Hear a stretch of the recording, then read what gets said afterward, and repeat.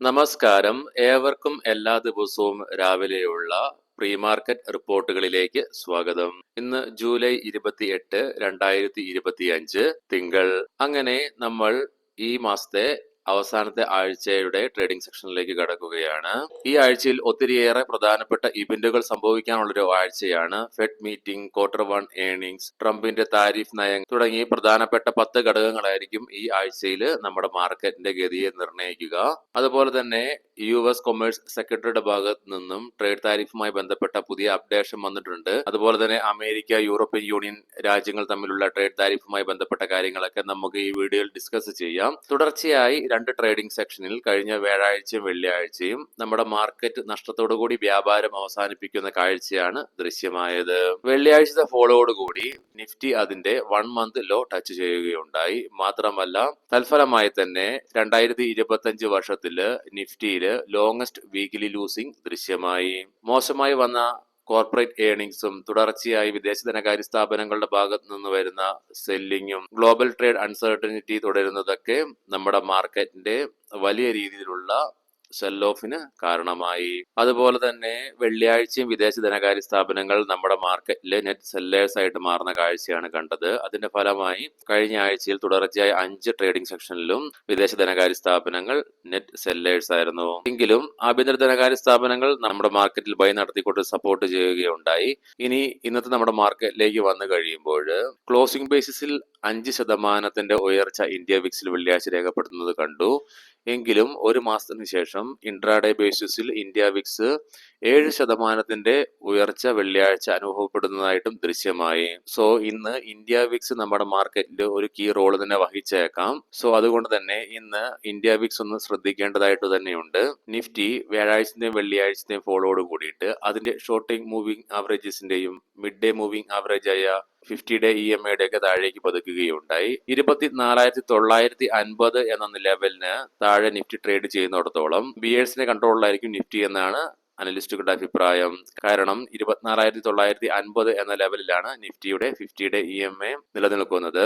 തൽഫലമായി നിഫ്റ്റിയിൽ ഇനി കൂടുതൽ ഫോൾ ഉണ്ടാവുകയാണെങ്കിൽ 24,700 എന്ന ലെവലായിരിക്കും അടുത്ത സപ്പോർട്ട് സോൺ. അവിടെ നിന്നും നിഫ്റ്റി ഫോൾ ആവുകയാണെങ്കിൽ 24,550 എന്ന ലെവലും നിഫ്റ്റിയെ സംബന്ധിച്ചിടത്തോളം പ്രധാന സപ്പോർട്ട് തന്നെയായിരിക്കും. 24,500 എന്ന ലെവൽ നിഫ്റ്റി ബ്രേക്ക് ചെയ്യുകയാണെങ്കിൽ സെല്ലിംഗ് പ്രഷർ അനുഭവപ്പെട്ടേക്കാമെന്നും പറയുന്നു. അതേസമയം നിഫ്റ്റിക്ക് ഇനി മുകളിലേക്ക് ഒരു പ്രയാണം സാധ്യമാകണമെങ്കിൽ 25,000 എന്ന സൈക്കോളജിക്കൽ ലെവൽ, അതുപോലെ തന്നെ 25,150 എന്ന ലെവലുകളിൽ റെസിസ്റ്റൻസ് പ്രധാനമായിട്ടും അഭിമുഖീകരിക്കേണ്ടതായിട്ട് വന്നേക്കാം. ഈ ലെവലുകൾ നിഫ്റ്റി അതിശക്തമായി മുന്നേറി 25,250 എന്ന ലെവലിന് മുകളിലേക്ക് ഒരു പ്രയാണം നടത്തി അതിന് മുകളിലായിട്ട് ഒരു ക്ലോസിംഗ് നടത്തിയാൽ മാത്രമേ ഇനി നിഫ്റ്റിക്ക് മുകളിലേക്കുള്ള ഒരു പ്രയാണം സാധ്യമാവുകയുള്ളൂ. അതുപോലെ നിലവില് ലോകം ഉറ്റുനോക്കുന്ന പ്രധാനപ്പെട്ട ഒരു കാര്യം ട്രേഡ് ഡീലുമായി ബന്ധപ്പെട്ട കാര്യങ്ങൾ തന്നെയാണ്. നിലവില് US-ഉം യൂറോപ്യൻ യൂണിയനും തമ്മിലുള്ള ട്രേഡ് ഡീലാണ് ഗ്ലോബൽ മാർക്കറ്റിന്റെ ഫോക്കസിൽ നിലനിൽക്കുന്നത്. US-യൂറോപ്യൻ ട്രേഡ് ഡീലിന്റെ നെഗോസിയേറ്റേഴ്സിന്റെ ഭാഗത്ത് നിന്നും ഇരു രാജ്യങ്ങളുടെയും നെഗോസിയേറ്റേഴ്സിന്റെ ഭാഗത്ത് നിന്നും പോസിറ്റീവായിട്ടുള്ള ഔട്ട്ലുക്ക് ആണ് ട്രേഡ് ഡീലിനെ കുറിച്ച് വരുന്നതെങ്കിൽ കൂടിയിട്ടും കഴിഞ്ഞ ദിവസം US പ്രസിഡന്റ് ഡൊണാൾഡ് ട്രംപിന്റെ ഭാഗത്ത് നിന്നും വരുന്ന പ്രസ്താവനകൾ പ്രകാരം 50-50 ചാൻസ് മാത്രമേ ഈ ഡീലിന് നിലനിൽക്കുന്നു എന്നുള്ള ഒരു അഭിപ്രായം അദ്ദേഹം രേഖപ്പെടുത്തുകയുണ്ടായി. അതുപോലെ തന്നെ വരുന്ന പുതിയ റിപ്പോർട്ടുകൾ പ്രകാരം US-ലെ ഒഫീഷ്യൽസ് ന്യൂഡൽഹിയിലേക്ക് ഓഗസ്റ്റ് പകുതിയോടുകൂടി വരുന്നുണ്ട് ട്രേഡ് ഡീലുമായി ബന്ധപ്പെട്ട് കൂടുതൽ ചർച്ചകൾക്ക് വേണ്ടിയിട്ട്. സോ അത് നമ്മുടെ മാർക്കറ്റിൽ നിലനിന്ന US-ഇന്ത്യ ഈ ട്രേഡ് ഡീലുമായി ബന്ധപ്പെട്ട സാധ്യതകൾക്കുള്ള പ്രതീക്ഷയിൽ മങ്ങൽ ഏൽപ്പിക്കുന്നുണ്ട്. അതിന്റെ ഒരു ഇമ്പാക്ട് നമ്മൾ ഇന്ന് മാർക്കറ്റിൽ കണ്ടു തന്നെ അറിയേണ്ടിയിരിക്കുന്നു. അതുപോലെ തന്നെ US commerce secretary Howard Lutnick പ്രസ്താവിക്കുകയുണ്ടായി ഓഗസ്റ്റ് 1 ശേഷം ട്രേഡ് താരിഫ് ഡെഡ് ലൈൻ നീട്ടി നൽകുക ഇല്ല എന്നുകൂടി. പക്ഷേ അതൊക്കെ എത്രമാത്രം വിശ്വസിക്കാനാകും ഇല്ല എന്നൊക്കെ നമുക്ക് അറിഞ്ഞുകൂടാ. കാരണം കൊമേഴ്സ് സെക്രട്ടറി ഒന്ന് പറഞ്ഞെങ്കിലും പ്രസിഡന്റ് ട്രംപിന്റെ ഭാഗത്തു നിന്ന് വരുന്ന നീക്കങ്ങൾ നമ്മൾ കണ്ടു തന്നെ അറിയേണ്ടതായിട്ടുണ്ട്. വെള്ളിയാഴ്ച നമ്മുടെ ലീഡിംഗ് ആയ എല്ലാ ADR സ്റ്റോക്സും US-ൽ നഷ്ടത്തോടുകൂടി വ്യാപാരം അവസാനിപ്പിക്കുന്ന കാഴ്ചയാണ് ദൃശ്യമായത്.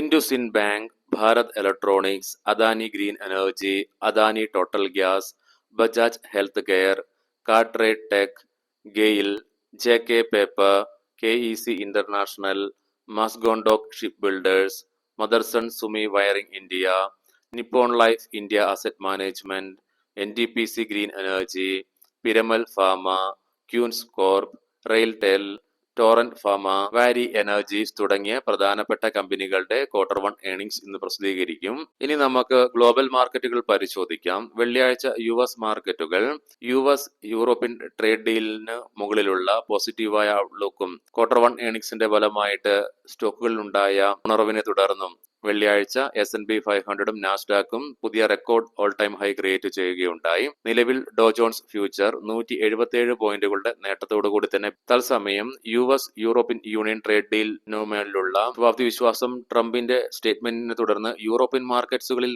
മങ്ങുകയുണ്ടായി. തൽഫലമായി UK, ജർമ്മൻ മാർക്കറ്റുകൾ നഷ്ടത്തോടും ഫ്രാൻസ് മാർക്കറ്റിൽ നേരിയ നേട്ടത്തോടുകൂടിയും വ്യാപാരം അവസാനിപ്പിക്കുകയുണ്ടായി.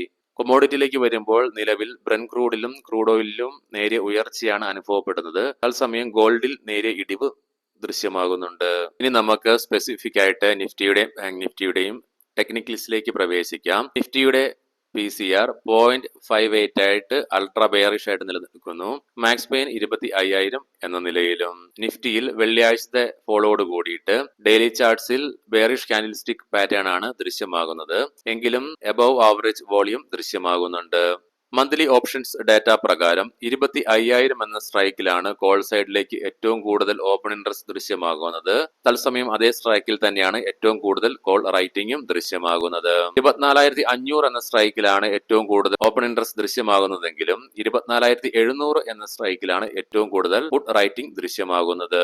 ബാങ്ക് നിഫ്റ്റിയിലും വെള്ളിയാഴ്ചത്തെ ഫോളോയോടുകൂടി ഡെയിലി ചാർട്ട്സിൽ ബെയറിഷ് കാൻഡിൽസ്റ്റിക് പാറ്റേൺ തന്നെയാണ് ദൃശ്യമാകുന്നത്. മന്ത്ലി ഓപ്ഷൻസ് ഡാറ്റ പ്രകാരം 57,000 എന്ന സ്ട്രൈക്കിലാണ് കോൾ സൈഡിലേക്ക് ഏറ്റവും കൂടുതൽ ഓപ്പൺ ഇൻട്രസ്റ്റ് കാണുവാനായിട്ട് സാധിക്കുന്നത്. തത്സമയം അതേ സ്ട്രൈക്കിൽ തന്നെയാണ് ഏറ്റവും കൂടുതൽ കോൾ റൈറ്റിംഗും ദൃശ്യമാകുന്നത്. 56,000 എന്ന സ്ട്രൈക്കിലാണ് ഏറ്റവും കൂടുതൽ പുട്ട് സൈഡിലേക്ക് ഓപ്പൺ ഇൻട്രസ്റ്റ് ദൃശ്യമാകുന്നതെങ്കിലും 56,200 എന്ന സ്ട്രൈക്കിലാണ് ഏറ്റവും കൂടുതൽ പുട്ട് റൈറ്റിംഗ് ദൃശ്യമാകുന്നത്. ഇനി നമുക്ക് ഇന്നത്തെ പ്രധാനപ്പെട്ട സ്റ്റോക്കിംഗ് ന്യൂസുകൾ പരിശോധിക്കാം. മുൻകൂട്ടി ഓർമ്മിപ്പിച്ചുകൊള്ളട്ടെ, ഇതൊരു ബൈ ഓർ സെൽ റെക്കമെൻഡേഷൻ അല്ല.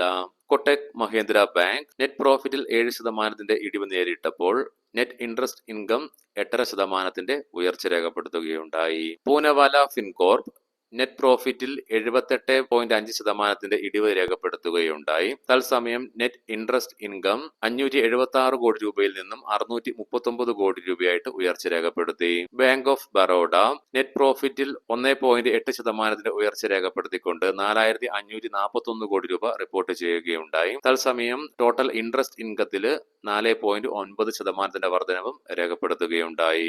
HFCL കമ്പനി 700 കോടി രൂപയുടെ ഫണ്ട് റൈസിംഗ് ഡിക്ലെയർ ചെയ്തിട്ടുണ്ട്. ബാലകൃഷ്ണ ഇൻഡസ്ട്രീസ് 4 രൂപ interim dividend per share company പ്രഖ്യാപിച്ചു. ജൂലൈ 31 ആയിരിക്കും റെക്കോർഡ് ഡേറ്റ് ആയിട്ട് പരിഗണിക്കുന്നത്. ഓറിയന്റ് സിമെന്റ് 458% നെറ്റ് പ്രോഫിറ്റിൽ ഉയർച്ച രേഖപ്പെടുത്തിക്കൊണ്ട് 205 കോടി രൂപ റിപ്പോർട്ട് ചെയ്യുകയുണ്ടായി. SBI കാർഡ് നെറ്റ് പ്രോഫിറ്റിൽ 6% ഇടിവ് രേഖപ്പെടുത്തി. തത്സമയം ബാഡ് ഡെപ്റ്റിലും ഉയർച്ച രേഖപ്പെടുത്തുകയുണ്ടായി. ഏവർക്കും നല്ല ഒരു ട്രേഡിംഗ് ദിനം ആശംസിക്കുന്നു. വൈകുന്നേരം പോസ്റ്റ് മാർക്കറ്റ് റിപ്പോർട്ടുമായിട്ട് കണ്ടുമുട്ടാം. നന്ദി, നമസ്കാരം.